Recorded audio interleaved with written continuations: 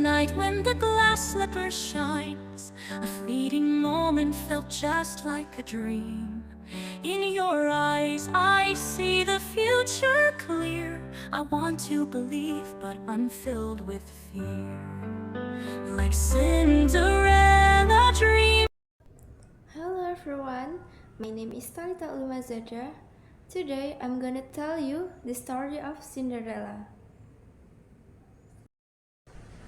Once upon a time lived a beautiful girl with two stepsisters and stepmother. Since her biological father died, she was treated like a maid, forced to comply with the requests of her stepmother and her two stepsisters. Even so, Cinderella was a kind girl. She still loved her stepsisters and stepmother. One day, a kingdom held a dance party. Invitations were spread all the way to the village. The dance party would be held in the kingdom palace. This dance party was aimed to find a girl who would be the prince's wife. Hearing about the good news, Cinderella's half-sister were very happy. Mother, please buy me the most beautiful dress to attend a dance party at the palace tonight, said the eldest sister. Me too, Mom. Buy me a new dress.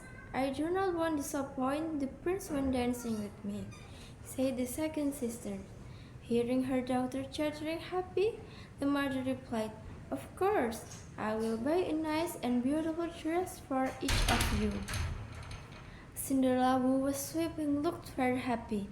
In her heart, she also wanted to go to a dance party at the palace. She said to her stepmother, Mother, please allow me to go to the dance. I do not need a new dress. Just allow me to go. Cinderella's stepmother and her two stepsisters were very upset. The mother said, You cannot. You have to go in the house and do the laundry. Hearing that, Cinderella was silent. Her wish to meet the prince failed. Nevertheless, she wanted to go no matter what her stepmother and stepsister said. The day of the dance party was came. Cinderella's stepmother and her two half-sisters were preparing to go to the palace. They wore the best dresses with beautiful shoes and makeup. And for Cinderella, the mother had made a list of things that Cinderella had to do until their return from the party. Cinderella was sad because she knew the tasks were too many and she could not finish them all that night. When her stepmother and her stepsisters were gone to the party, Cinderella sat next to the fireplace and heard cry. When Cinderella was crying, she heard a voice. Cinderella, calm down, don't be sad. You're going to join this party tonight. Don't worry, I'll help you, the voice said. Cinderella surprised. Who are you? I'm a fairy. I come here to help you. You have suffered enough, dear, said the voice again. Cinderella was looking around to find the source of the voice, and when she looked at the window, she saw a fair fairy. With a charming smile, the fairy told her wand. All the works that the mother had asked Cinderella to do were done. The fairy also changed Cinderella's old dress to a beautiful dress like a royal princess. She wore a nice dress, gold crown, beautiful face, and a pair of glass shoes. Cinderella was so beautiful that night, and moreover, she was so happy. Thank you, fairy. But how do I get to the palace? I don't have any horse or cart to go to the palace, Cinderella said. Don't worry, dear, said the fairy.